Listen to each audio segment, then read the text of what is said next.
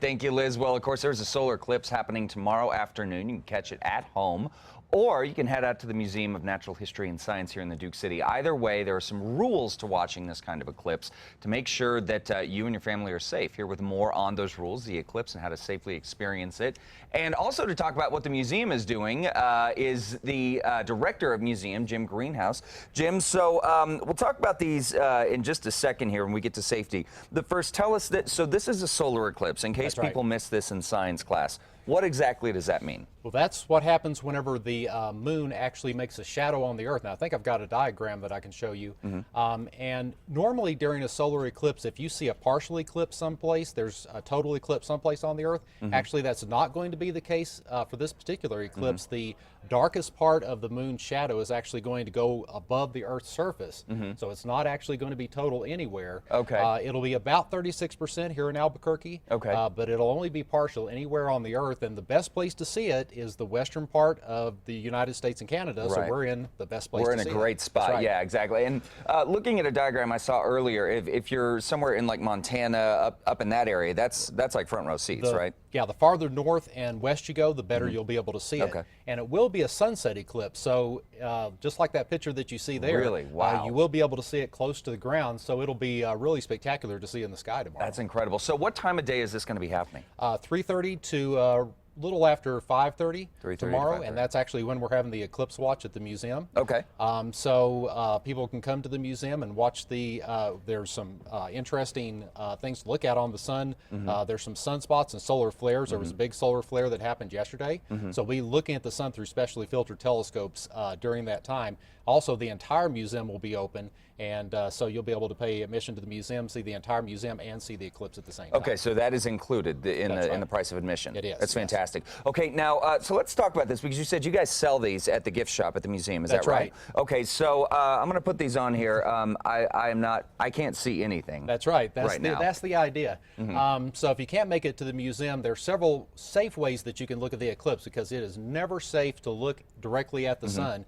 Especially during an eclipse, people think that because the sun's covered up a little bit that you'll be able to see it safely. No. Even if 1% of the sun's surface is visible, you cannot look at it safely.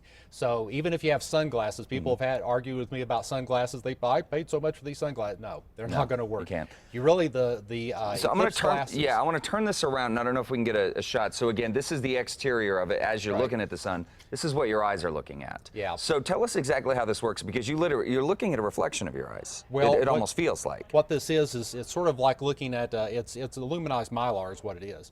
And so it's blocking all of the sun's light except for just a tiny little bit of it, so that it is safe for you to look at it for short periods of time. Now there's a 3-step process for using these glasses safely. What you want to do is look down. Well, you want to kind of generally face the direction that you're looking at the sun. Look down, put the glasses on, then look up at the sun, and then look back down again before you take the glasses off. I've seen so many people take the glasses off while they're still looking at the sun, and that just defeats the purpose, And make sure that the lenses on these glasses are in good condition, because if they have even a little hole in them, they'll actually let the sun through. Yeah, so let's talk about this one. Now, if we're going to do something homemade, we can't make it out to the museum. You guys have a solution for viewing at home. That's right. If you can't make it to the store to buy, we're selling these in the store for $1.50, so you can get those today or tomorrow while supplies last. But there's other ways you can do it. You can actually get some welder's glass, and if you're not a welder and you don't have a welder's hood, you can go get this glass, and since it's kind of small and hard to hold on to and easy to let the sun get on the edge of it, you can actually build a viewer like this. I pulled this out of a recycling bin yesterday, and just tape the glass on the inside of it there, and then when you look through here, you've got a safe view of the sun, but you'll want to use number 14 welder's glass or darker. Number 14 welder's glass or darker. Anything that's lighter than that will not protect your eyes sufficiently. It may make it comfortable to look at the sun, but it won't protect your eyes, so make sure it's number 14. Now, is that welder's glass, is that something we get at like Lowe's, Home Depot, something like that? Any place where they sell welder's supplies should have that. So number 14 or higher. 14 or higher, exactly right. And then there's some indirect ways. I don't know if you can see the pinholes that I made in this card. You can actually build a pinhole projector, and I made several Oh yeah, you can see through the reflection in the back. So the smaller and cleaner you can make the hole, the better the image of the sun. Now this, you do not want to look through the pinhole. This is a projection method. So what you'll want to do is hold this up to some white piece of paper, and it'll project a tiny image of the sun onto that white piece of paper. I used a card because it's easier to make a cleaner hole Sure. like that. So, I made several holes in there. So, you know, you can make several holes in there. Some of them may work, some of them may not. You can even, if you don't want to do anything else at all, you can actually lace your fingers together like that.